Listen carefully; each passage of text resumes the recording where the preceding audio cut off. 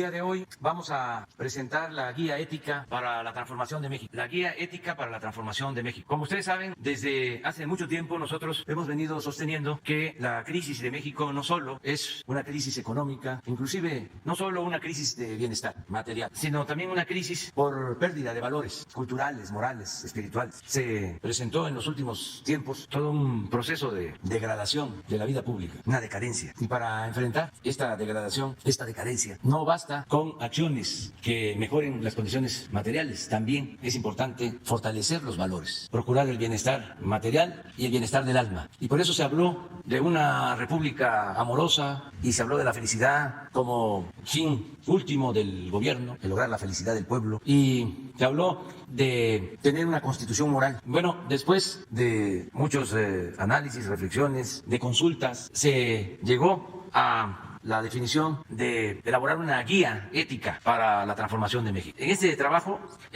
participaron Jesús Ramírez Cuevas, Verónica Velasco Aranda, Pedro Miguel Arce Montoya, José Agustín Ortiz Pinchetti, Enrique Galván Ochoa y Margarita Valdés González. Este grupo ayudó recogiendo los sentimientos de muchos que participaron, se hicieron consultas y ellos terminaron elaborando esta guía. Ya van a explicar en qué consiste, pero consideramos que es un hecho muy importante. Es un documento similar, aunque a la luz de los nuevos tiempos, al documento que elaboró Alfonso Reyes en su momento, la cartilla moral. Esta es Guía Ética para la Transformación de México. Vamos a que nos expliquen en qué consiste. Este documento, adelanto, se va a imprimir una cantidad considerable porque se le va a hacer llegar a 8 millones de adultos mayores. Esto ya lo habíamos planteado, para que sean los adultos mayores los que de manera voluntaria, en sus tiempos libres, puedan, si así lo desean, si están en condiciones de hacerlo, transmitir y analizar con sus hijos, con sus nietos, lo que se dice en esta guía, los preceptos que se dan a conocer para fortalecer nuestros valores. Entonces, vamos a darle la palabra a Jesús Ramírez Cuevas y a los que van a intervenir para explicarnos en qué consiste esta guía ética para la transformación de México. Adelante, Jesús, y bienvenidos.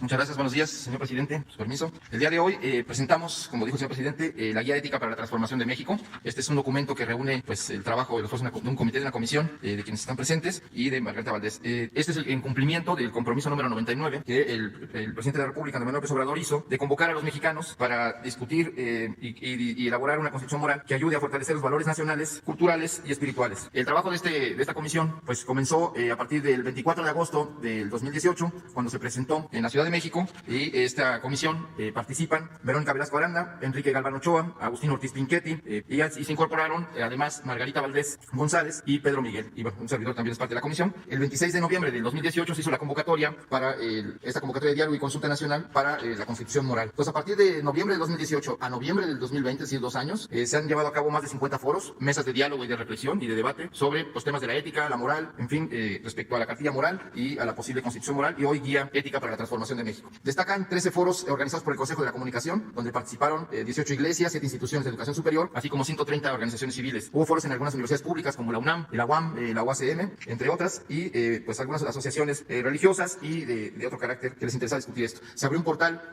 para recibir propuestas. A la fecha se recibieron 461 documentos que incluyen propuestas y reflexiones filosóficas, éticas y hasta religiosas. Entonces, a partir de enero del 2019, como aquí se anunció, se empezaron a distribuir 10 millones de ejemplares de la cartilla moral de Alfonso Reyes a todos los adultos mayores que reciben su pensión, así como las personas con discapacidad y estudiantes que son beneficiarios de los programas sociales, para generar y propiciar este debate. La pertinencia de este documento se explica al inicio de la guía en una presentación que se escribió de manera colectiva, en la cual se establece la importancia de estos principios, de estos valores, y dice, digamos, más o menos, dice, el comportamiento apegado a normas éticas es indispensable para vivir en armonía en todos los espacios de la sociedad. La difusión, el reforzamiento de los valores éticos permite superar las rupturas y fracturas, fortalece el respeto de las personas a sí mismas, a los demás, construye confianza, facilita los acuerdos y la colaboración, e impulsa de ese modo el desarrollo de sociedades fuertes, libres y justas. Mientras más se extiende en la sociedad el sentido ético, mayores serán el bienestar y la armonía social. Habrá una mejor convivencia y será menor la necesidad de perseguir delitos. Aquí una aclaración: en el momento en el que nos encontramos, el régimen neoliberal impuso una idea de que la cultura tradicional del pueblo mexicano era sinónimo de atraso. Al mismo tiempo, predicó que la población debía acomodarse a los vaivenes de la economía en vez de promover una economía que diera satisfacción a las necesidades de la gente. Los más altos funcionarios dieron un ejemplo de comportamientos corruptos y delictivos y de desprecio por el pueblo y hasta por la vida humana. Ante la descomposición y la decadencia de México, a que fue conducido, a partir de ello proponemos reafirmar, difundir y promover principios éticos e incorporar normas de conducta que hayan surgido en el mundo y en el país como resultado del avance civilizatorio. Desde luego, la adopción de una guía ética por parte de la sociedad es voluntaria. Este documento es una referencia, no es una ley, no se trata de una norma jurídica de ningún tipo, es un documento para el debate, para la discusión, para la reflexión y por lo tanto la incorporación de los valores y principios que ahí se exponen es absolutamente voluntaria, debe ser fruto del acuerdo y no de la imposición, es de la educación y no de la coerción. La cuarta transformación de la vida pública de México se propone erradicar la corrupción, construir un estado de bienestar y de derecho, heredar un país libre, democrático y soberano, en el que la política se oriente por los principios del servicio a los demás y en el que el desarrollo implica no dejar a nadie fuera. Esto implica una revolución de las conciencias que tiene como centro una nueva ética humanista y solidaria que tiene que ver y fortalecer la grandeza de México. En fin, este documento es una síntesis de principios, valores y preceptos que, sin ser exhaustiva, ofrece los principios y valores generalmente aceptados como positivos para la construcción de una vida y una sociedad mejores, para promover soluciones moralmente aceptables cuando entran en conflicto con los fines particulares y los fines colectivos, y para incrementar el bienestar físico, psicológico, emocional, espiritual, político, social, económico y ambiental de los mexicanos. Tiene como propósito contribuir a la construcción de una convivencia nacional pacífica, cívica, con libertad, paz, justicia, dignidad y seguridad. Este documento es producto de consultas, discusiones y reflexiones colectivas. Quienes lo suscribimos asumimos la entera responsabilidad del escrito y esperamos ofrecer un texto que aliente la discusión. Está abierto a la corrección y al enriquecimiento por parte de la ciudadanía sin exclusión alguna. Aquí parte del documento se formó con entrevistas con especialistas, más de 39 entrevistas. Hay 10 videos que documentan todos estos puntos de vista y que van a estar a disposición de la gente. Se les va a hacer pública la liga para que se puedan consultar estas entrevistas con los especialistas. Entonces, esta guía ética para la transformación está integrada por 20 principios y valores que a continuación procederá a exponer cada uno de los integrantes de la comisión. Yo expondré, diré los 20 puntos nada más para tener el contexto de qué valores se trata y después de manera puntual cada uno de los integrantes de la comisión va a dar lectura a estos principios y a estos valores que integran esta guía ética. Entonces, de los 20 principios, el primero es del respeto a la diferencia, el segundo es de la vida, el tercero de la dignidad, el cuarto de la libertad, el quinto del amor, el sexto del sufrimiento y el placer, el séptimo del pasado y el futuro, el 8 de la gratitud, el 9 del perdón, el 10 de la redención, el 11 de la igualdad, el 12 de la verdad, la palabra y la confianza, el 13 de la fraternidad, el 14 de las leyes y la justicia, el 15 de la autoridad y el poder, el 16 del trabajo, el 17 de la riqueza y la economía, el 18 de los acuerdos, el 19 de la familia y el 20 de los animales, las plantas y las cosas. Así procedemos a Enrique Galván Ochoa, que será el primero de los integrantes de la comisión que nos leerá los primeros 5 principios de este.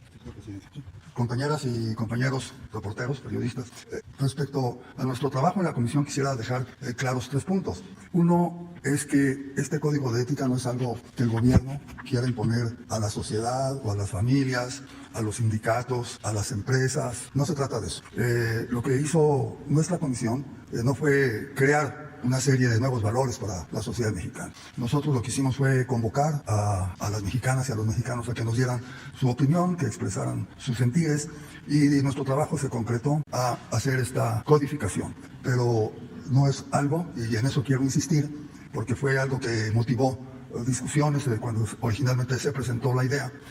Quiero insistir en que no es algo que el gobierno quiera imponer, como les digo, a las familias, a la sociedad, a los sindicatos, a las escuelas. Ya existían estos valores. Solamente lo que hemos hecho nosotros es codificarlos, expresarlos en este texto de la mejor manera que nos ha sido posible. También quisiera decirles que empezamos nuestro trabajo de reunir opiniones, de hacer foros, etcétera, pero nos sorprendió en el camino lo de la pandemia. Entonces aquellos foros en las grandes ciudades del país que iban a desembocar en un gran foro nacional en la capital de la República, no lo pudimos realizar. Eso no quiere decir que no lo vayamos a realizar. Desde luego que lo vamos a realizar cuando las circunstancias, espero que sea pronto, nos permitan hacerlo. Y no salen sobrando estas reuniones regionales y la nacional, porque va a ser una forma de promover el contenido de este código y al mismo tiempo de recoger más opiniones. Hechas estas precisiones, quisiera leer rapidísimamente los 4 primeros puntos del estatuto. El primero se refiere al respeto a la diferencia. Dice: evitemos imponer nuestro mundo al mundo de los demás. La humanidad es diversa por naturaleza y de muchas maneras, y el ejercicio de la libertad desemboca de manera inevitable en la diversidad. En el caso de México, esta diversidad es religiosa, política, ideológica, económica, social, cultural, idiomática, de tradiciones y hábitos de género e identidades sexuales. Este punto, esta última línea también es muy importante porque recién presentamos de este código, se vino la discusión de si íbamos nosotros a dictar normas al comportamiento sexual de las mexicanas y los mexicanos. Claro que no. Aquí se habla de eso. Y dice, cada estado, cada municipio y cada barrio tienen una identidad propia. No todas las personas son como tú, no todas piensan como tú piensas, ni hablan como tú hablas. No todas actúan en la forma en que tú actúas. Respeta la forma de ser de los otros y no pretendas imponerles tus conductas, gustos, opiniones o preferencias. El laicismo es un principio fundamental del Estado mexicano y se traduce en la convivencia diaria, en el respeto a las creencias de toda persona y a su libertad de profesar la religión que desee o no profesar ninguna, religión alguna. Punto 2, de la vida. No hay nada más valioso que la vida, la libertad y la seguridad de las personas.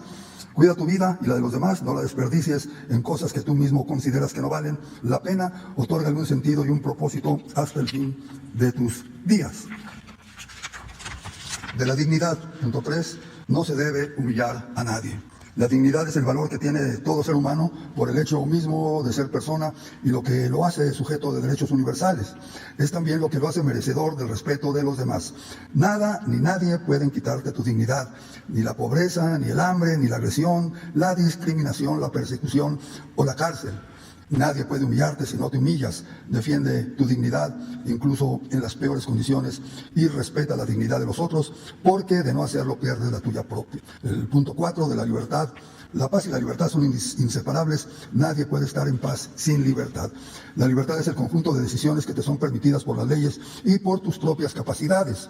El único límite son los derechos de las otras personas. Solo quienes conocen esos límites y son capaces de gobernarse teniéndolos presentes pueden considerarse libres.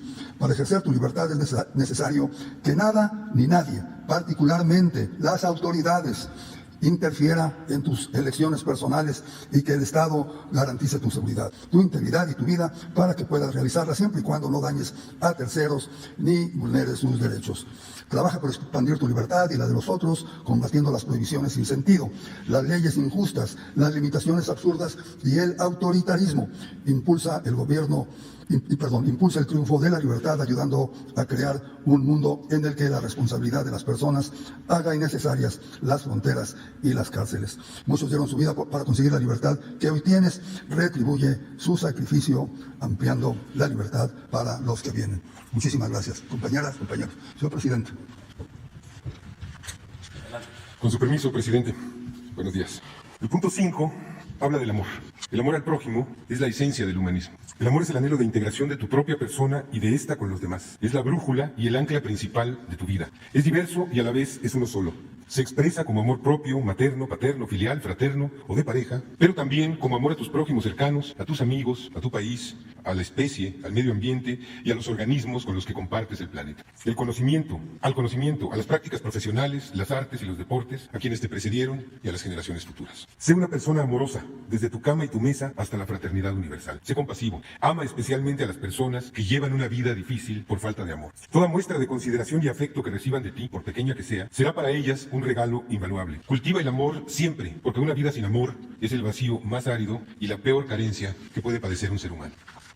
El punto 6 habla del sufrimiento y del placer. No hay mayor alegría que la felicidad de los demás. El gozo y el dolor son partes inseparables de la vida, tanto en sus expresiones espirituales como en las corporales. Goza sin más limitaciones que la de no dañar a nadie y no hacer daño a tu propia persona. Convierte el gozo ajeno en motivo de tu propio gozo. Nunca conviertas el sufrimiento de otras personas en motivo de tu placer, ni tu placer en ostentación. No te aficiones al dolor, llora tus pérdidas y sigue adelante. Cuídate y quiérete, pero no disfrutes sintiendo lástima de ti mismo. El punto 7 es del pasado y del futuro. Quien no sabe de dónde viene, difícilmente sabe a dónde va. Eres quien eres y estás en donde estás por muchísimos seres que te antecedieron, desde tus padres y tus abuelos y los abuelos de tus abuelos hasta los primeros ejemplares de la especie humana. Eres un eslabón de una cadena que vincula generaciones. Cultiva el entendimiento del pasado y ayuda en la construcción de un mejor futuro. Procura conocer, comprender y honrar a tus ancestros biológicos y culturales y deja una huella que haga mejor la vida de tus descendientes. Ama a aquellos que murieron antes de que nacieras y de los que tienes noticia y recuerdo. Tu memoria es su casa y su fuerza. Ama a los que vendrán después de ti, porque tu esperanza es el lugar en el que habitan. Ama a la primera criatura que fuiste y a la persona de edad avanzada que serás, porque son partes inseparables de ti mismo. Punto 8, de la gratitud. El agradecimiento es la mayor virtud de una buena persona. La gratitud es un atributo que dignifica como ningún otro, y su contrario, la ingratitud, degrada como pocos. Si agradeces a quien te ha beneficiado sin tener obligación de hacerlo, refuerzas la generosidad y construyes civilización. Si por el contrario ignoras a quien ha hecho algo bueno por ti, promueves el egoísmo, la rudeza y la insensibilidad y contribuyes a la barbarie. Gracias. El punto 9 trata del perdón. El perdón libera a quien lo otorga y a quien lo recibe. Pedir perdón y perdonar son de las cosas más difíciles de nuestra relación con los demás. Hay una resistencia natural a disculparse porque quien lo hace siente que se rebaja, que se humilla o se rinde, y por ello no alcanza a vislumbrar la enorme potencia liberadora del perdón. Independientemente de que se obtenga o no el perdón, quien lo pide sinceramente y se dispone a reparar el daño o el dolor causado recupera su dignidad y su paz interior. Quien perdona se deshace del rencor, de la sed de venganza, incluso del odio, y puede de esa forma superar la ofensa y seguir adelante. Pide perdón si actuaste mal y otórgalo si fuiste víctima del maltrato, la agresión, el abuso, la violencia, que así permitirás la liberación de la culpa de quien te ofendió. Perdónate a ti mismo. Los errores propios suelen conducir a un padecimiento interior de difícil salida. Comprende las motivaciones de tu conducta indebida, conviértelas en aprendizaje y enmienda el daño causado. De la redención es el 10º punto. No se debe enfrentar el mal con el mal. En la antigüedad la redención se refería a un acto por medio del cual un esclavo obtenía su libertad o bien el pago para recuperar un objeto empeñado. Actualmente significa la superación de errores, la toma de conciencia por actos indebidos y un arrepentimiento que implica el reconocimiento de culpabilidad y el propósito de no incurrir de nuevo en un delito o en una acción inmoral. Para el conservadurismo y el autoritarismo, las actitudes incorrectas o delictivas deben ser objeto de un castigo severo y las personas que las presentan han de ser separadas de la sociedad, degradadas y sometidas a una desconfianza permanente.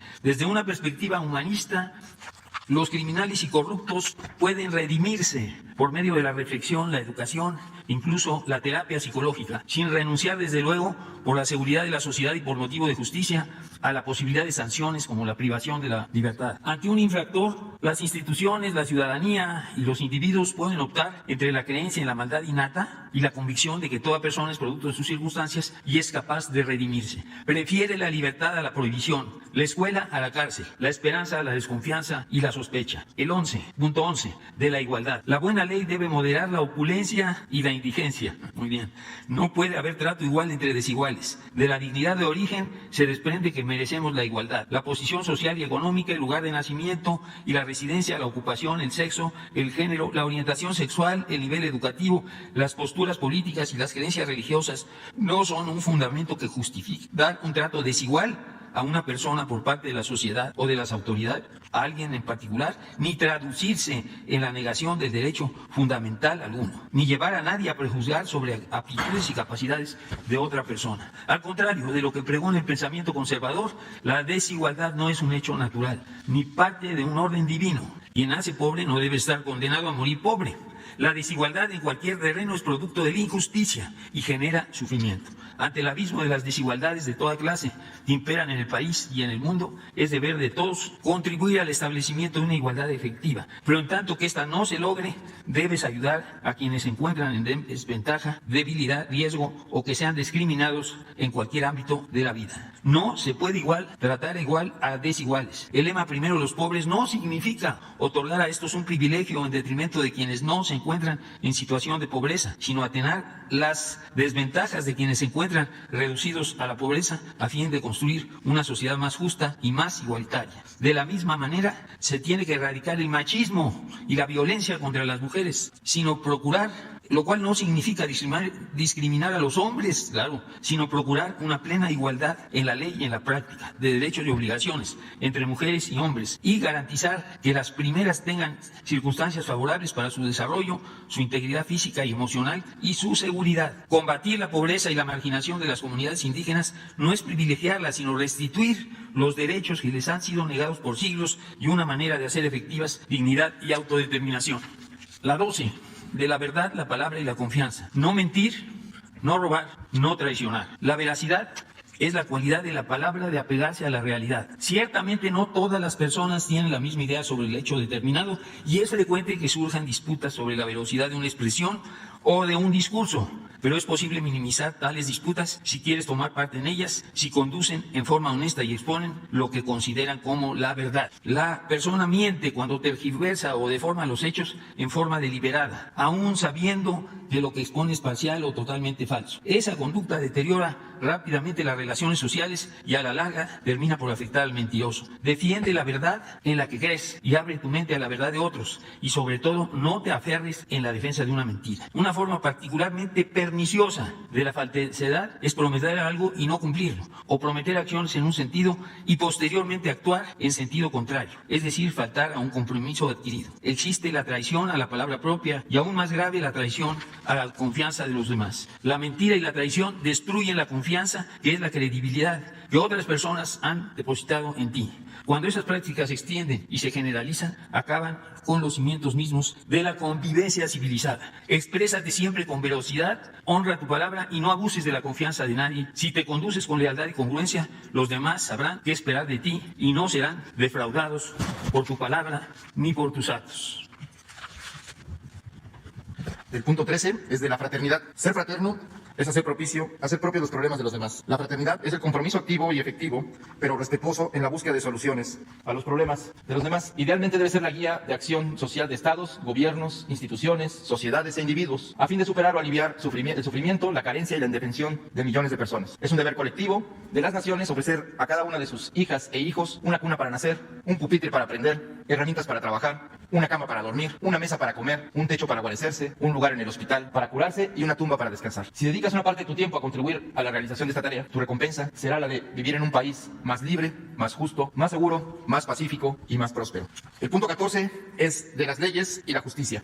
Al margen de la ley, nada. Por encima de la ley, nadie. Todo por la razón y el derecho, nada por la fuerza. La justicia es la conciliación civilizada de los derechos de dos o más actores sociales con base en el derecho. Su guía principal es el conjunto de leyes locales, nacionales e internacionales. Es el medio principal para evitar que los conflictos se resuelvan por medio de la violencia. Por eso se dice que la paz es fruto de la justicia. Las leyes son imperfectas por naturaleza y deben adecuarse constantemente a las realidades humanas y sociales, que son siempre cambiantes. Así, se presenta la situación de que las leyes injustas deben ser modificadas. Lucha con la palabra, con la organización social y con los recursos legales para modificar las leyes que no sean justas. No basta con que existan leyes para que haya justicia. Debe haber además instituciones apegadas a la legalidad y servidores públicos dispuestos a cumplirla en forma imparcial, equitativa y sin distingo. A eso se le llama Estado de Derecho. Y de esa forma se genera en la sociedad certidumbre jurídica.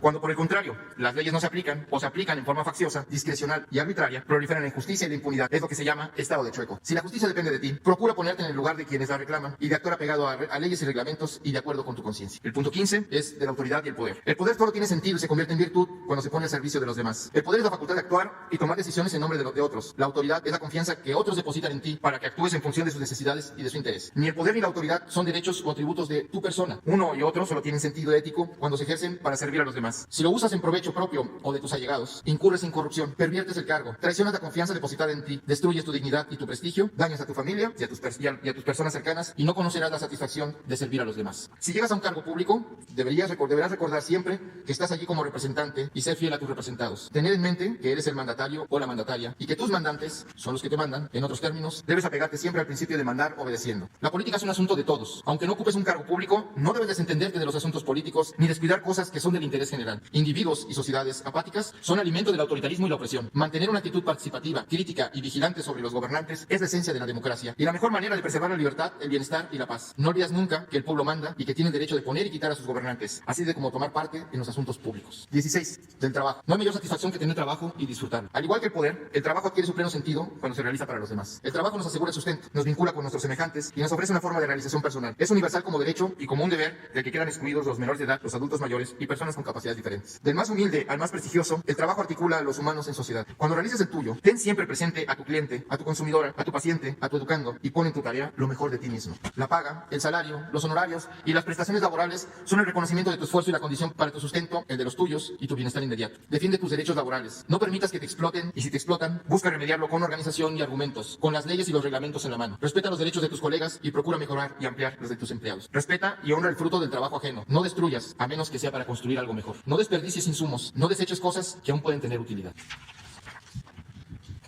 Gracias, buenos días. Si me permiten un paréntesis en la lectura de esta guía ética, solo quisiera comentarles, me quito el cubreboca para que se escuche mejor, que cuando el presidente me invitó a formar parte de esta comisión para arrancar los trabajos en lo que él llamó en una primera idea la Constitución Moral, me pregunté qué era lo que yo podía hacer sin ser experta en temas éticos o morales. Y me puse en marcha haciendo algo que aprendí en el oficio periodístico, que la mejor manera de aproximarme a algo es hacer preguntas de la manera más sensible e informada posible. A quienes saben, a los expertos, a las expertas. Reuní a un pequeño equipo que de buena voluntad y con nuestros propios recursos nos lanzamos a hacer 39 entrevistas. Aprovecho para agradecer públicamente a quienes amablemente participaron. De dichas entrevistas se derivaron 10 videos cuyos ejes temáticos giran en torno a la mancuerna perversa entre corrupción e impunidad, sobre el divorcio existente entre la ética y la política, sobre la ética ciudadana, la democracia, la ética y los valores en los pueblos originarios, el Estado laico. Incluye también una entrevista con el propio presidente, quien, entre otros temas, nos habla de los valores que considera más importantes, y así se reunieron en estos videos las opiniones de especialistas del presidente y se agregaron opiniones recogidas en la calle con la ciudadanía. Estos videos se pueden consultar en la página que se destinó para ello, que es www.go.mx Constitución Moral. Bueno, y continúo con la lectura entonces. En el punto 17 dice: de la riqueza y la economía. No es más rico el que tiene más, sino el más generoso. Es lícito poseer y acrecentar bienes materiales por medio de actividades industriales, comerciales, financieras, profesionales o de servicios, siempre y cuando se haga con respeto a las leyes y con la conciencia de que la riqueza debe ser distribuida. Es legítimo, además, y contribuye al desarrollo cuando se crean empleos dignos, que se contribuye al erario con impuestos justos y cuando se respetan los intereses superiores del país y de la sociedad, tales como el cuidado del medio ambiente y la preservación de la soberanía. No es lícito enriquecerse mediante el engaño, a costa del sufrimiento de las otras personas, a expensas de los bienes comunes o en detrimento del bienestar del prójimo. La riqueza mala vida es aquella que se logra mediante el engaño, el robo, el abuso, también de información privilegiada o privatizando lo que es de todos o lo que no debe tener dueño. Tales formas de enriquecimiento son corruptas. Quien procura la ganancia razonable, quien empeña su creatividad, se arriesga y mantiene fuentes de trabajo, será reconocido por la sociedad como un empresario responsable con sentido social. Por el contrario, quien pretende hacer negocios mediante el tráfico de influencias, los acuerdos inescrupulosos que afectan a la hacienda pública o mediante la mera especulación, se hará merecedor de la aprobación y el descrédito. La economía debe servir a las personas y no al revés. La riqueza que tiene mayores efectos positivos en la vida de los individuos y de los países es la que está mejor distribuida. Una economía que cumple con estos dos principios es una economía moral. De los acuerdos, los compromisos se cumplen, en el punto 18. Cuando tomes parte en un acuerdo, procura que éste resulte beneficioso para todas las partes y no solo para tus intereses o necesidades. Los convenios desequilibrados, suculentos para unos e injustos para otros, no suelen durar mucho porque no resuelven los conflictos de fondo, simplemente los ocultan y los postergan. Si haces un negocio que te beneficia, cuida que no empobrezca a tu contraparte, porque eso es una forma de injusticia y tu prestigio terminará por venirse abajo. 19. De la familia. La familia es la principal institución de seguridad social en México. La familia es la célula básica de la sociedad, la primera escuela, el primer dispensario médico y en nuestro país un núcleo de ayuda mutua que acoge a los individuos en circunstancias adversas, como se ha evidenciado en la pandemia que enfrentamos hoy en día. En periodos de crisis económica, muchas familias se convierten en centros productivos y en atenuantes del desempleo. Y cuando ocurren catástrofes como huracanes y terremotos, muchos hogares acogen a personas o familias enteras que han resultado damnificadas. Aunque se suele representar en una sola de sus formas, la de una pareja con hijos, la familia es una unidad muy variable y sin un modelo único. En este ámbito de convivencia y vida cotidiana puede caber una sola persona o muchas, individuos con o sin parentesco sanguíneo o matrimonial y del mismo sexo o sexo diferente. Independientemente de cómo se conforme la familia, debe regirse por las mismas consideraciones éticas que el resto de la sociedad: respeto a la dignidad, libertad, igualdad y fraternidad. Trata a los integrantes de tu familia con el respeto y la dignidad que merecen. Busca una repartición justa y equitativa del trabajo doméstico. Respeta la individualidad y la autonomía de cada uno de tus familiares en función de su edad y aptitudes. Evita las actitudes autoritarias, violentas y arbitrarias y procura resolver los conflictos mediante el diálogo. Si hay en tu familia niños y personas mayores, condúcete hacia ellas con respeto e inculca en los menores los principios éticos aquí referidos y edúcalos con la fuerza del ejemplo. 20. De los animales, las plantas y las cosas. Al cuidar el aire, el agua, la tierra, las plantas, los animales y las cosas, nos cuidamos todas y todos. La tierra y el territorio, nuestra casa común, deben ser cuidadosos y protegidos por todos y todas y todes, a fin de mantener el equilibrio y la armonía de los ciclos de vida y heredarlos a las futuras generaciones. Compartimos el planeta con un sinfín de organismos no humanos. Muchos de ellos están en la Tierra desde millones de años antes del surgimiento de la humanidad y muchos otros seguirán aquí cuando ya no estemos. De las plantas y de los otros animales nos distinguen el intelecto y una capacidad cualitativamente mayor para transformar el entorno tan portentosa como terrible. Salvo por las comunidades agrarias y ancestrales, la humanidad ha perdido el control de esa capacidad y ha generado daños inconmensurables al medio ambiente. Es un imperativo ético de primer orden recuperar ese control para restaurar los ecosistemas dañados o destruidos y colaborar para recuperar el equilibrio perdido en el ámbito planetario, no solo por la supervivencia de las otras especies, sino por la de la nuestra. El intelecto y la razón no te otorgan privilegios especiales, sino por el contrario, te imponen obligaciones puntuales para con el entorno natural, como la de no propiciar su destrucción y la de no solazarte con su deterioro. Procura preservar la vida y el entorno natural de los animales y de las plantas, a menos que tu integridad y tu vida estén en juego. Debemos ser extremadamente cuidadosos en el aprovechamiento de los recursos naturales y evitar que se produzcan desequilibrios o que los agotemos en el ciclo de unas cuantas generaciones, privando de su beneficio a nuestros descendientes. No contamines el agua, la tierra y el aire. Tenemos el deber de compartir nuestra atribución de dignidad con todos los seres vivos del mundo e incluso con las cosas inanimadas como la atmósfera, los ríos y los océanos y los yacimientos minerales, y asumir que no somos los reyes de ninguna creación, sino pasajeros, junto con una diversidad de organismos en una nave que viaja por la inmensidad del espacio. Gracias. Bueno, pues esta es la exposición, no deja de ser una síntesis y se va a dar a conocer y, como se ha dicho, se van a recoger las opiniones de todos. Abrimos para, empezamos, contestar preguntas. Buenos días, señor presidente, y buenos días a toda la audiencia. Mi nombre es Diego Cedillo, de Diario Basta, Grupo Cantón. Antes que nada, señor presidente, todo el equipo del Grupo Cantón y su director, don Miguel Cantón Cetina, le expresan sus sinceras condolencias en atención al sensible fallecimiento de su hermana Candelaria. Ahora, señor presidente, me permito ahondar en los temas de sus compromisos cumplidos con esta cuarta transformación. Ha quedado en claro que esta guía ética para la transformación de México ha sido uno de los compromisos. La pregunta sería, señor presidente, ¿ha sido difícil cumplir los compromisos con base en todas las críticas de sus adversarios? Y a su vez, ¿cuáles serían los compromisos a venir en el próximo año? Muchas gracias. Esa sería la primera. Sí, bueno, vamos a dar a conocer el día primero sobre el cumplimiento de los compromisos que hicimos el día 1 de diciembre de 2018 en el Zócalo. Día a conocer 100 compromisos. El día 1 de diciembre de este año vamos a informar sobre el avance en el cumplimiento de esos compromisos. Lo cierto es que hemos cumplido la mayoría de esos compromisos y que se han también realizado otras acciones que no están en esos 100 compromisos y que han dado respuesta a las peticiones, demandas de nuestro pueblo. Estamos al corriente, es decir, se ha ido avanzando en el propósito de transformar al país, pero falta seguir llevando a cabo los cambios que nos propusimos, seguir limpiando de corrupción al gobierno, seguir combatiendo vicios que se arraigaron durante el periodo neoliberal. Es muy importante el que se esté cumpliendo este compromiso de dar a conocer esta guía ética para la transformación, porque no solo de pan vive el hombre, no solo es, repito, buscar el bienestar material, hay que buscar el bienestar del alma, hay que fortalecer los valores, y esto no se procuraba. Se hicieron a un lado los valores que existen desde hace siglos en las comunidades, en los pueblos, en las familias. Hay una gran reserva de valores en nuestro país. No se exaltaban los valores, se quería destruir de toda esa variedad cultural y toda esa herencia de las generaciones producto del desarrollo civilizatorio de México. Nuestro país tiene antecedentes históricos, culturales extraordinarios. Entonces, ahora es exaltar esos valores, enfrentar con estos valores que no tenemos que importarlos, que ya se tienen. Por ejemplo, el valor de la honestidad, que es fundamental, porque la honestidad de nuestro pueblo es la mayor riqueza de México.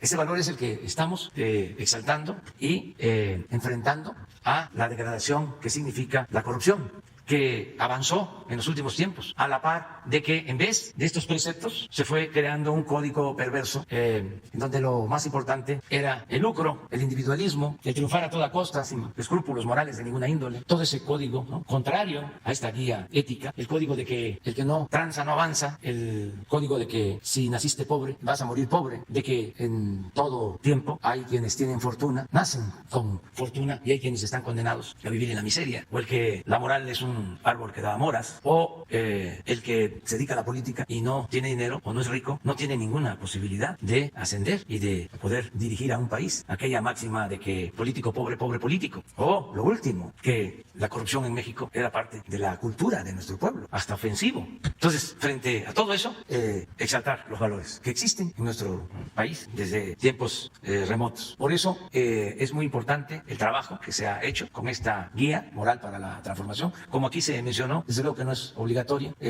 no es algo que se impone, es algo que se presenta para la reflexión, para el análisis, para el que podamos todos ayudar en el fortalecimiento moral de nuestra sociedad. Ese es el propósito, básicamente. Ok, ahora, presidente, con base en la presentación también de esta guía ética y la reciente aprobación de la ley para el uso recreativo de la marihuana, y aprovechando también la presencia del grupo redactor, me gustaría exponer este tema. En China, a finales del siglo XIX, tuvo que enfrentar la guerra del opio con base en el conflicto bélico con el Reino Unido. ¿Ustedes consideran, y en particular usted, señor presidente, considera que esta nueva legislación para el uso lúdico de la marihuana podría ser un caballo de Troya que corrompa la salud de los jóvenes y que conlleve a una mayor delincuencia, o incluso que esto genere un decremento en los estudios para los jóvenes? Muchas gracias, señor presidente. Yo creo que lo importante es que en México se están llevando a cabo cambios profundos, sobre todo un cambio de mentalidad. Hay más responsabilidad social, más conciencia, y esto es parte del propósito de seguir llevando a cabo una revolución de las conciencias, en donde cada uno de nosotros sea responsable de nuestros actos, que no se impongan las cosas, que nosotros aprendamos a autolimitarnos y que actuemos en libertad. Ahora con la pandemia quedó de manifiesto que es posible enfrentar situaciones difíciles, dolorosas, con la participación consciente de los ciudadanos, que podemos cuidarnos nosotros mismos, que podemos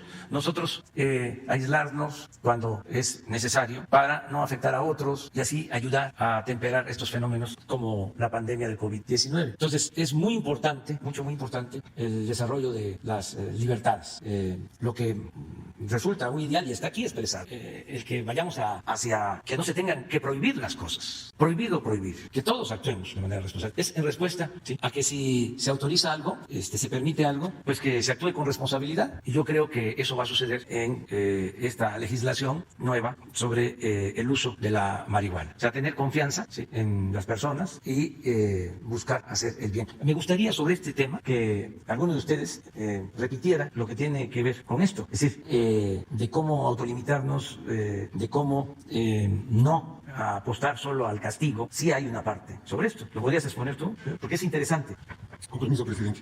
Bueno, básicamente hay una visión de la humanidad que es conservadora y que parte de la premisa de que nacimos contaminados del mal. Y necesitamos cárceles, necesitamos prohibiciones, necesitamos castigos, necesitamos sanciones. Y no somos gente de confiar, porque tenemos encima el mal. No lo voy a decir en su formulación religiosa cristiana, pero ustedes la conocen, el pecado original. Hay otras. Y hay una visión de la humanidad que parte de considerar que no nacemos como malas personas y que somos producto de nuestras circunstancias y que nuestras circunstancias nos pueden llevar a conductas erradas, equívocas, abominables o criminales. Para esa visión hay que apostar por la libertad, hay que apostar por construir más escuelas que cárceles, por ampliar las libertades y restringir las prohibiciones, y apostar sobre todo por la capacidad de las personas de rehabilitarse, de regenerarse, de reinsertarse socialmente, de readaptarse, en suma, de superar defectos, conductas equivocadas, antisociales o delictivas. Creo que es esto, presidente. A ver, compañera. Buenos días, presidente. Diana Benítez, de Diario 24 Horas. Ayer la Alianza Federalista presenta ya la impugnación contra la eliminación de los fideicomisos. Dice que esta acción es porque, pues, al parecer, el Poder Legislativo no es independiente del Ejecutivo. ¿Cuál es su opinión respecto a esta impugnación, dado que los gobernadores integrantes de esta alianza estarán presentando impugnaciones de manera individual? Pues que están en su derecho de hacerlo. Esa es mi opinión. Y que la autoridad competente va a resolver. ¿Esto podría detener en su momento la entrega de los recursos a los grupos que van a estos fideicomisos? No. Esto tiene que ver más con la temporada, con las elecciones. Es propaganda. Pero tampoco está mal. Ahora sí que, como diría el filósofo, no está bien, pero tampoco está mal. Y en otro tema, presidente, el pasado lunes la Guardia Nacional hizo el desalojo de los manifestantes de la termoeléctrica de la Huesca. Ellos pues amagan con seguirse amotinando y pues quisiera preguntarle cuál es la situación de esta termoeléctrica. Entiendo que había amparos. ¿Estos ya se han resuelto o cuál es el estatus que estos tienen?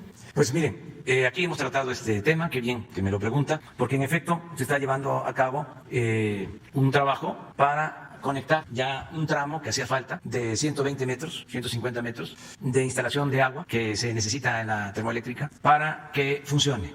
Es una protesta que se originó cuando empezó a construirse esta termoeléctrica y un gasoducto para alimentar. Nosotros llegamos al gobierno, ya estaba terminada la obra, faltaban esos 120, 150 metros para conectar y que la termoeléctrica funcionara. Decidimos concluir la obra porque se trata de una inversión inversión de cerca de 25,000 millones de pesos. Y no podíamos dejar que se convirtiera en chatarra esta planta, porque estamos hablando que es dinero público, es dinero del pueblo, de todos, y tenemos que actuar de manera responsable. Con esta planta, para tener una idea, se va a alumbrar, se va a generar energía eléctrica para todo el estado de Morelos. Entonces, se inició un trabajo de convencimiento y de información a los campesinos que sentían que la planta los afectaba, sobre todo que les iba a quitar el agua. Se demostró de que no es así. El agua que va a utilizar la termoeléctrica es un agua que se va a tratar del drenaje de Cuautla, de modo que no se va a utilizar agua que actualmente tenga un uso de consumo humano o para riego. Hay una planta de tratamiento de aguas negras que va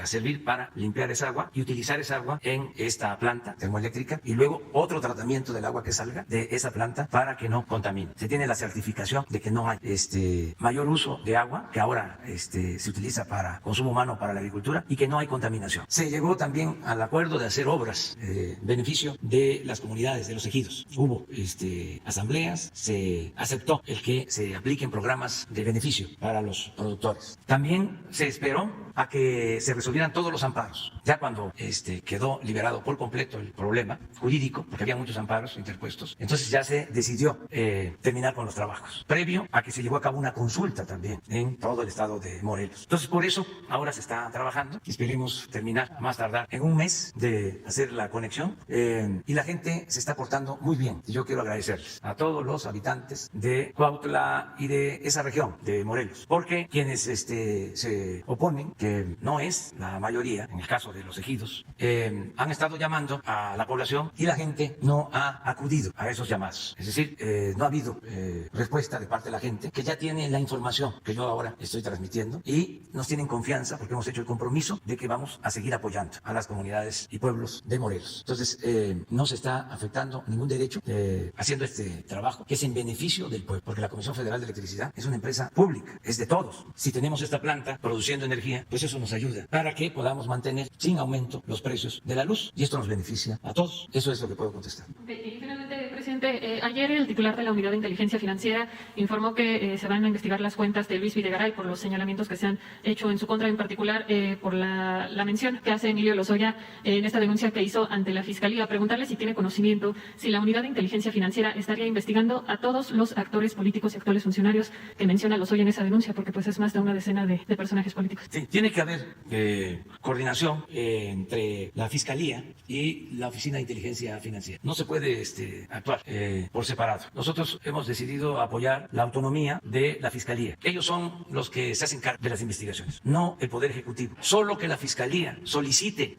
a la Oficina de Inteligencia Financiera información, se puede hacer la investigación y proporcionar esa información a la Fiscalía. No podemos nosotros, como Ejecutivo, como Poder Ejecutivo, no puede Inteligencia Financiera estar investigando si no existe una solicitud de la Fiscalía o un acto notorio de corrupción denunciado que requiera saber sobre el manejo del dinero, darle seguimiento al dinero en el sistema financiero. Pero todo eso es para entregarlo a la Fiscalía, no para nosotros presentar ninguna denuncia, y tampoco podemos dar a conocer esta información con el propósito de no afectar el debido proceso. Entonces, hay que esperar a que la Fiscalía sea la que resuelva. Cualquiera puede declarar, un legislador, sea un diputado, sea un senador, el mismo presidente de la República, pero en un Estado de derecho, no de chueco, donde se respetan las leyes, se garantizan los derechos de todas las personas, pues cuando hay una investigación, cuando se acusa a alguien por un presunto delito, es la Fiscalía General de la República la que tiene las facultades y la responsabilidad para atender estos asuntos. Nos tenemos que ir acostumbrando, porque esto es nuevo, aunque la Fiscalía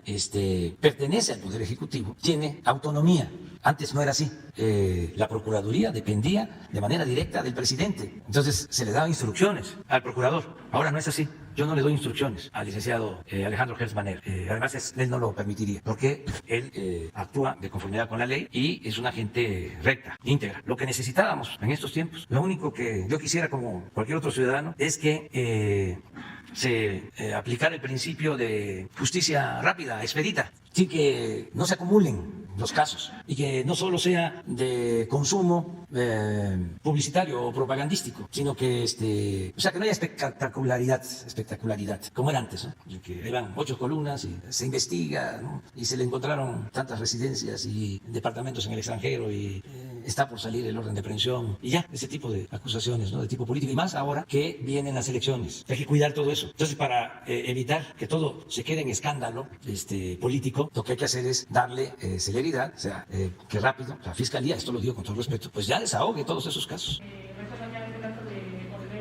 Sí, todos. Pero entiendo también que ellos requieren tiempo porque están integrando las averiguaciones y están haciendo pues un buen trabajo. Eso es lo que yo pienso. Porque si no, cuando soliciten una orden de aprehensión de parte de un juez, puede que el juez rechace la solicitud del Ministerio Público por no estar debidamente integrado el expediente. O sea, lleva tiempo porque tienen que reunir pruebas, tienen que escuchar a testigos, tienen que llamar a comparecer a involucrados, en fin, es un proceso. Ojalá y no se tarden tanto.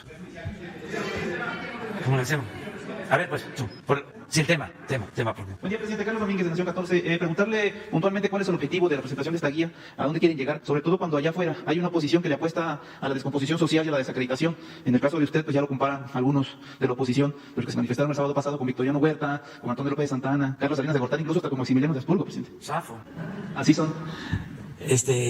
No, pues es fortalecer valores y es también importante que exista la oposición. Es muy importante. Nada más que busquemos dirimir las diferencias por la vía pacífica y por los cauces legales y electorales. Yo le digo a los opositores, están abiertas las oportunidades para hacer valer el principio de que el pueblo tiene en todo momento el derecho de cambiar la forma de su gobierno, que es la esencia de la democracia. Y está en nuestra Constitución, en el artículo 39. El pueblo pone y el pueblo quita. Entonces, ¿cómo resolverlo? Vienen elecciones. Por ejemplo, se hacía mención a que el Poder Legislativo no es independiente y que por eso se aprobó que se cancelaran los fideicomisos. La verdad que eso es una mentira de buen tamaño, un exceso.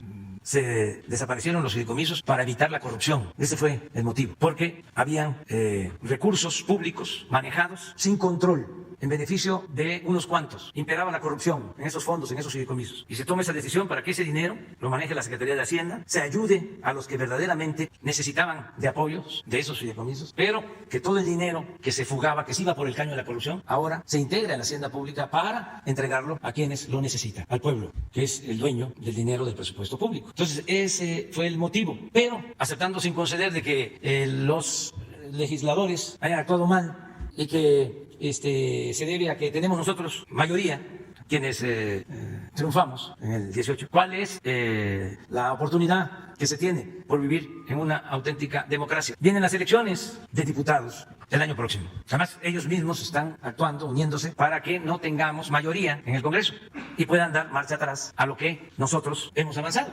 Existe esa posibilidad. Entonces, sin violencia, es que el pueblo soberano decida. Lo mismo cuando hablaban o tenían la bandera de que no les llegaba el recurso, que también es otra gran mentira, porque se les entrega a los estados, a los municipios, todo lo que por ley les corresponde. Se les transfieren los fondos, las participaciones federales, en tiempo, en la cantidad. Pero si no están de acuerdo con la distribución establecida en la ley, que por cierto fue una ley que se aprobó durante el gobierno de Calderón, y votaron algunos de estos gobernadores por esa ley que define la fórmula de distribución de los ingresos del gobierno, cuánto para la federación, cuánto para los estados. Pero en caso de que no están de acuerdo con ese reparto, con esa distribución, se tiene la posibilidad de llevar a cabo una reforma a la ley, pero no estar engañando diciendo que es que el presidente no les transfiere recursos o que no se les está entregando su presupuesto, porque eso es mentira. Lo mismo, ya no quieren que siga el presidente en funciones. Por iniciativa nuestra se creó ya el mecanismo de revocación del mandato y a principios del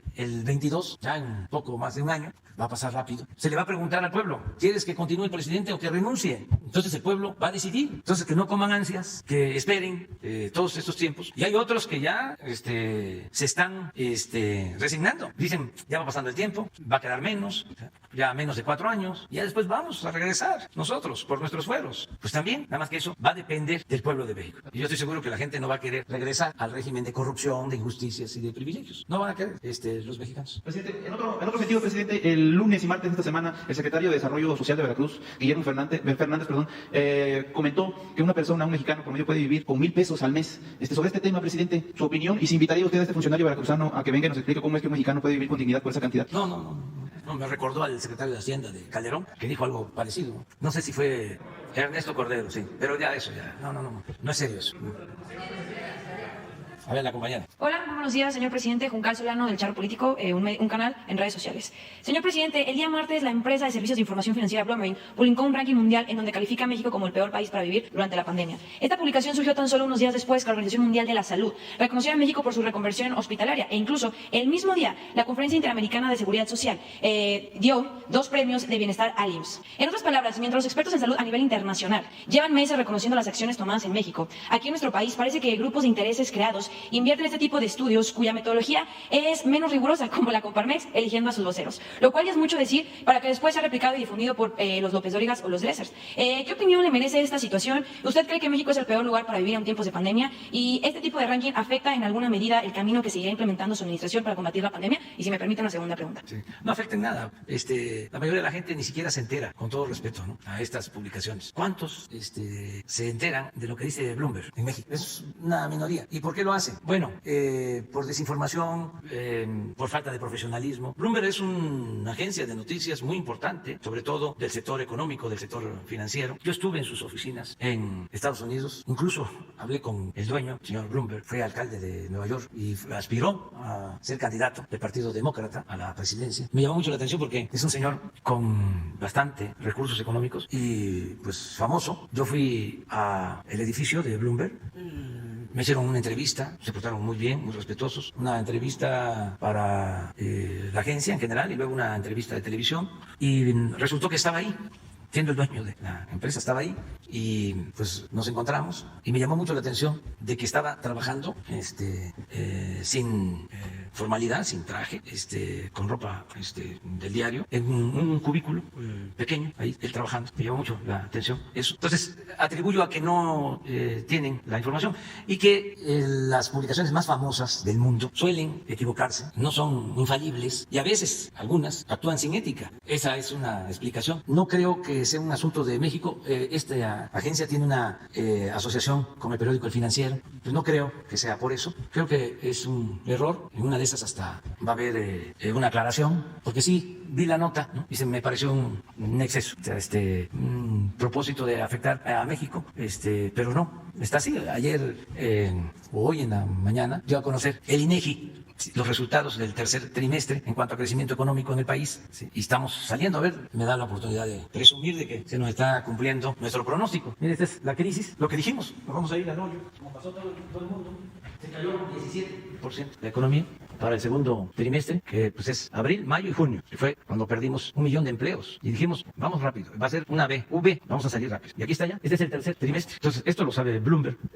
Les puedo también presumir, ¿no?, ahora sí, que no se vaya a malinterpretar, pero a ver si no pones de cómo está el peso. Sí, pero la barra de todo el tiempo, nuestra moneda no se nos ha depreciado. Miren, estos son 2 años, a pesar de la pandemia, arriba, 2%. Y vean todo lo demás. Entonces, lo más importante es la recuperación de los empleos, que ya vamos pues hacia 600,000 empleos recuperados. Desde agosto que empezamos a recuperar los empleos perdidos. Vamos avanzando. Entonces, no se puede decir, ¿no?, de que el país esté mal. Desde luego, es muy doloroso lo que sucede con la pandemia. Sí, aquí aprovecho para enviar a los familiares del doctor Mireles mi pésame, y a muchos que están sufriendo, mexicanos, conocidos, familiares cercanos, que están padeciendo de esta pandemia. Y estamos haciendo todo, y no nosotros solo, los servidores públicos del gobierno del más alto nivel, no, los médicos, las enfermeras, los trabajadores de salud que siguen ahí salvando vidas. Hoy vi una foto de una doctora, de una enfermera, de cómo en estos meses se han desgastado por la fatiga, por la presión, por el trabajo, salvando vidas. Entonces, eso es lo que debemos de tomar en consideración, ¿no?, la gran labor de los trabajadores de la salud, del humanismo de los trabajadores de la salud. Y una segunda pregunta, señor presidente. La noche de ayer se disputó un clásico nacional Chivas América. Lo vergonzoso de todo esto fue que, pese a que el doctor Gatell ha mencionado que esas actividades de reapertura de estadios solamente pueden ser en estados de la República donde su semáforo esté en amarillo, la realidad es que en Jalisco no fue así. Diversos especialistas en salud, política e inclusive en temas deportivos nos explicaron por qué esta decisión del gobernador Enrique Alfaro. Pues para todos resultó algo inédito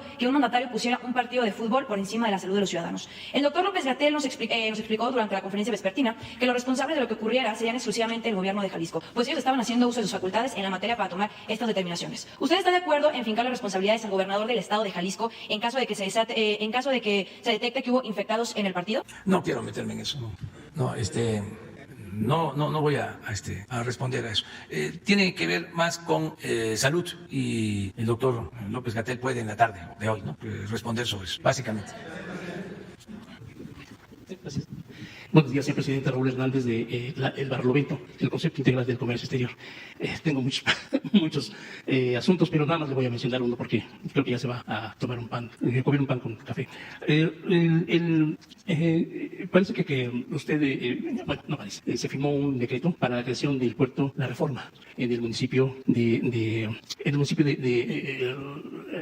perdón, es que perdí aquí lo escrito. Sí, el pasado 9 de enero, el presente año, les puse prácticas de corrupción de algunos marinos mercantes y señalé, entre otros, al capitán de altura José Francisco Mendoza Sauceda, de Sinaloa, dado de baja por la Secretaría de Comunicaciones y Transportes como capitán de puerto de Altata, en Sinaloa. Después de descubrirse varios manejos de dinero cobrado a más de 10,000 pescadores de esa región y operar también a favor de narcotraficantes. Ese expediente lo tiene la Secretaría de Comunicaciones y Transportes en la Dirección General de Puertos y Marina Mercante.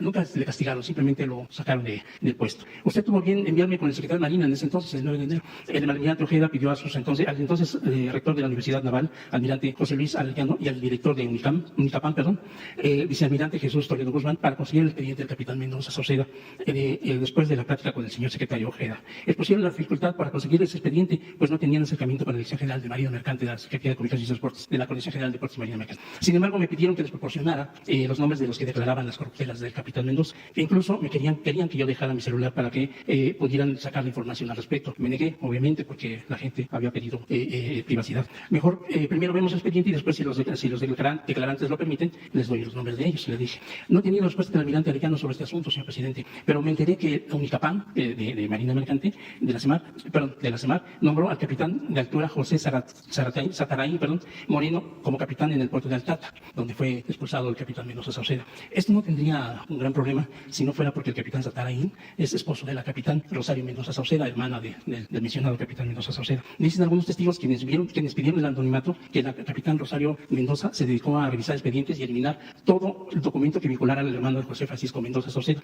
Hay pobladores en ese puerto, no, en Altata, este marino mercante hizo mucho daño a los pescadores, no lo quieren ahí, podría yo proporcionar los nombres, obviamente con cierta, pidiendo el anonimato, pero hay pobladores en ese puerto que señalan a Mendoza Sauceda vinculado al señor de los cielos, entonces, cuando él era el capitán del puerto, cuando estuvo como capitán. Ojalá y usted pudiera ordenar a la CEMAR investigar en Altata lo que estoy exponiendo, porque este personaje se promotó ahora del puerto de Langostura, en el puerto de la Reforma, en el municipio de Langostura. Casi toda la población está ilusionada con ese proyecto, incluyendo más de 2,000 pescadores. Pero le pregunto a usted, señor presidente, con todo respeto, ¿le enseñaron algún proyecto al respecto para poder firmar ese proyecto de creación del puerto, publicado el 21 de octubre del presente año? ¿Tuvo usted, tal y como lo promueve el capitán Mendoza Sauceda en YouTube, en Twitter, en Facebook, incluyendo costos de construcción de muelles e instalaciones, así como el dragado de 35 kilómetros con el ancho mínimo de 100 metros y profundidad de al menos de 10 metros, escolleras, señalamientos marítimos como balizas y boyas, entre otros? ¿De dónde obtendrá el gobierno federal que usted encabeza los recursos para construir esas instalaciones en ese nuevo puerto? Tan solo el canal de acceso, señor presidente, es costoso, sin contar la necesidad de dragado continuo, porque se asolva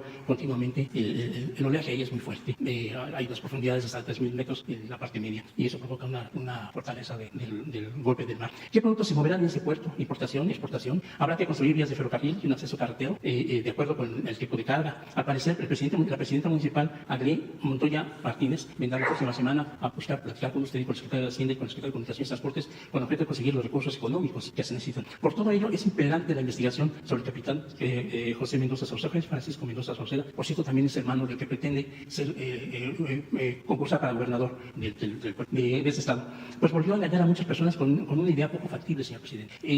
La plantilla que tiene actualmente, de donde está marcado, según el acuerdo que usted firme, que publica el diario oficial, no tiene más de 1 metro, 2 metros de profundidad. Lo usan los pescadores para sacar camarón y algunos otros productos. Y es importante, sí, que bueno que lo tengan los pescadores, pero 35 kilómetros para dragar un canal de acceso es costosísimo. Y además, insisto, se vuelve a solvar. Señor presidente, en toda su campaña por presidencia de la República, Mendoza Sauceda estuvo presente cada vez que usted visitaba un puerto mexicano. Se tomó fotos con todos los ahora integrantes de su gabinete diputados y senadores. El diputado Jesús Fernando García lo lleva a donde puede, lo lleva a Panamá, en fin, lo promueve. Y le sucede, y la diputada Tatiana Cloutier, por cierto, lo defiende vehementemente. Me dijo a mí, que Capitán Mendoza Sauceda es un tipazo, ayudó mucho en la campaña del presidente. Finalmente, con estas preguntas, finalmente le pido dos respuestas. ¿Cuándo se publicará lo aprobado por el Congreso por integrar en las funciones de María Mercante a la CEMAR? De María Mercante a la CEMAR. ¿Y quién es la mujer que sustituirá a Rosicela Rodríguez en Coordinación General de Puestos? Muy bien. Mire, sí, yo considero que sería importante que platicara con el almirante Ojeda. Yo le voy a pedir que se pongan de acuerdo y platique y le presente toda esta información, porque yo le tengo absoluta confianza al secretario de Marina, al almirante Ojeda. Entonces, él va a saber actuar, porque él es un hombre íntegro, honesto, limpio, ¿sí? Es un muy buen servidor público. Y le doy el antecedente, ¿no? Me hizo la solicitud del puerto la presidenta municipal. Es sí, pero el municipio... El municipio es... se me olvidó olvidar, perdón, discúlpeme. Es el municipio de La Angostura. Ah, sí, Angostura, sí. Me hizo ella la solicitud cuando estuve en una gira hace poco en Sinaloa. Me hizo ese planteamiento. Hablé con ella y la puse en comunicación con la directora de puertos, con Rosa Isela Rodríguez. Y Rosa Isela luego me informó que habían decidido apoyar la petición autorizando la creación de puerto de Angostura, porque beneficiaba a la población de ese municipio, a pescadores sobre todo. Entonces, esa es la historia. Lo demás hay que verlo, o sea, si implica inversiones que no puedan disponerse en el corto plazo, pero lo que ellos querían era la autorización para que Angostura fuese puerto. Entonces, el almirante Ojeda va a informar. Sí. Si hay hechos de corrupción, pues se va a castigar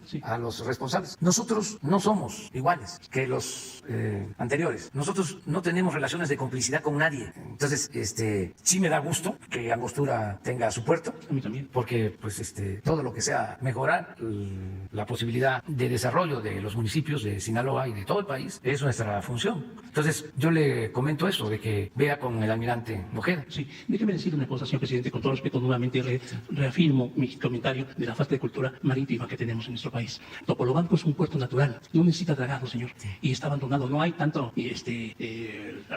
desarrollo como debería ser, y podría atender a muchas puertas. Se va a atender también Topolobampo. Y La Angostura, de verdad que viendo las fotos es un lugar precioso, la bahía Santa María es bellísimo, pero ¿qué va a pasar con los pesqueros? Porque ahí van y recogen su pescado, recogen el camarón, y eso se va a romper, va a alterarse. Esto es evidente que ¿Por qué no mejor lo analizan con Marina? Si se autorizó, es porque hay un fundamento técnico social. Sí, y me parece, he visto las declaraciones de la presidenta municipal. Es una señora, a pesar de ser periodista, muy positiva, muy echada adelante, muy trabajadora, y creo que quiere el beneficio para su población. Pero sin embargo, nuevamente le repito, esta señora ha sorprendido a mucha gente, y ha robado, ya ha transado como no tiene su idea.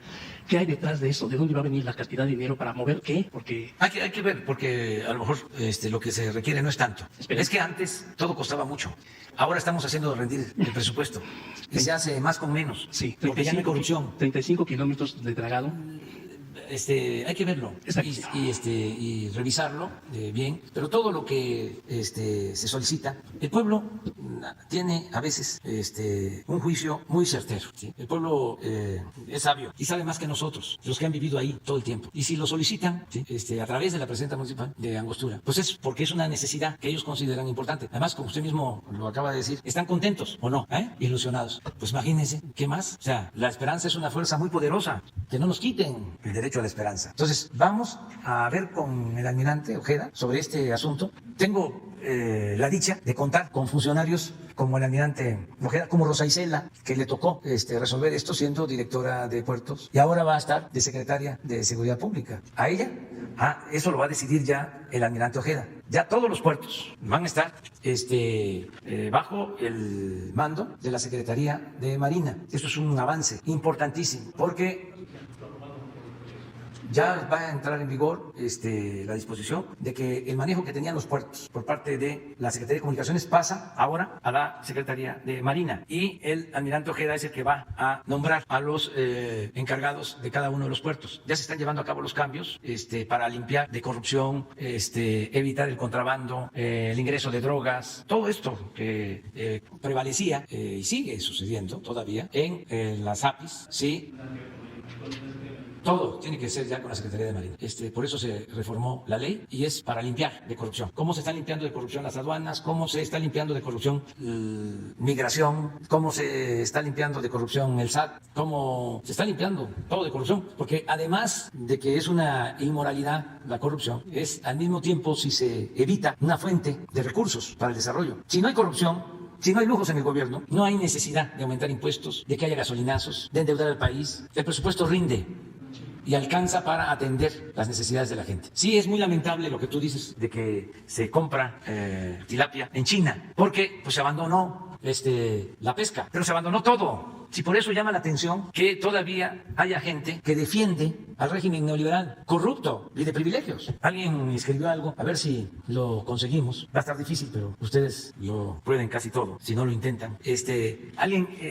Yo creo que es muy común una frase de que palabras más, palabras menos, daña mucho la corrupción, pero daña más el que haya quienes la defiendan. Algo así. Si no es ahora, a lo mejor posterior. Es como el que defiende a su verdugo, algo así parecido, ¿no? O sea, de esas cosas que tiene la vida, una especie de masoquismo, ¿no? Donde en vez de ayudar para combatir y condenar la corrupción, combatir y condenar a los corruptos, se desea que siga la corrupción, que regrese la corrupción, que sigan dominando a los corruptos, el bandidaje oficial. Pero digo, eso afortunadamente es una minoría. La mayoría de la gente está a favor de erradicar la corrupción, de terminar con la corrupción, de desterrar la corrupción. Ya nos quedamos hasta ahí. La guía, presidente. Sobre la guía, sí. La guía, sí. Nada más quería preguntarte, ¿cuándo se va a empezar a distribuir esta guía y qué precio tuvo el crear la impresión y la distribución, qué costo va a tener y cuándo se iniciaría la distribución? Gracias. Sí, buenos días. La impresión apenas está comenzando, estos son los primeros ejemplares, no se ha todavía terminado, justo empezó el día de ayer. Entonces, se va a comenzar a distribuir, pues ahora sí que intentaremos que coincida con el pago que se va a hacer a los adultos mayores para que se distribuya a los 8 millones de adultos mayores y a los beneficiarios de tanto becas de personas con discapacidad como a estudiantes de educación básica. Entonces, esa es la idea, serán 10 millones de ejemplares y bueno, pues la propuesta que hay. Los costos todavía no están, en cuanto se haga la impresión, se finiquite todo el proceso, habrá una rendición de cuentas y se subirá a la página el costo de la impresión como de lo que significa y a dónde se distribuyó en todo el país. Ya. Mañana.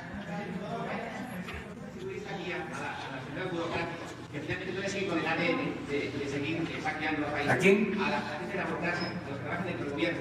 Porque también ellos siguen con el ADN de querer seguir operando como en el viejo régimen y también pues, ahí a los maestros, que también a clases, a las fuerzas armadas, a la marina y a la... Sí. Vamos a empezar con los adultos mayores, que voluntariamente, ya lo dije y lo repito, pueden ayudarnos para que en el seno de la familia, con los hijos, con los nietos, se hable de estos temas, que existan como círculos de estudio sobre este tema. Y como lo mencionas, que los maestros, que soldados, marinos, que servidores públicos, todos, tengamos esta guía ética para la transformación. Y además porque pues cada uno puede corregir, puede mejorar lo expuesto en la guía, ampliarla. Es muy importante que de 20 preceptos básicos puedan irse agregando otros y que en un tiempo podamos presentar una segunda edición de esta guía ética. Yo termino pues agradeciéndoles a los participantes, todos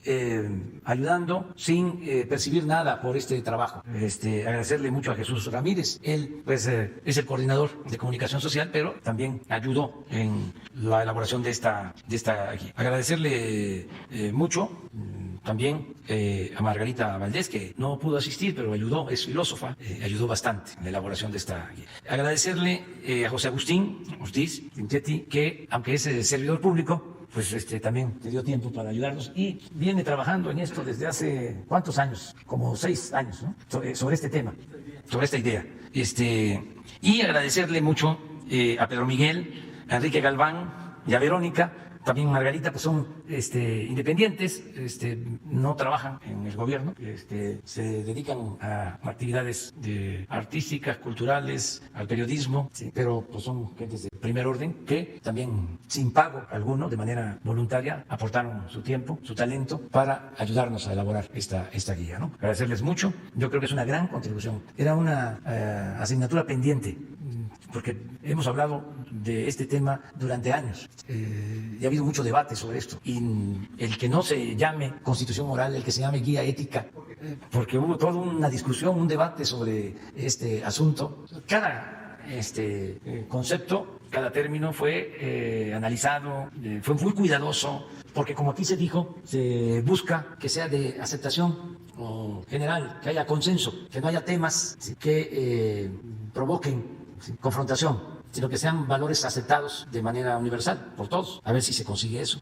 Pero sí está muy equilibrada. Por eso también no se amplió más para ajustarnos a lo que pueda ser aceptado por todos y que haya consenso. Es algo para beneficio de todos, para tener una sociedad mejor. Ese es el propósito, ¿no? Entonces va a haber oportunidad de revisarlo y de mejorar este trabajo. Y muchas gracias. Nos vemos mañana. Sí. Sí, pero es lo mismo. Sí. Oye, vamos. Muchas gracias.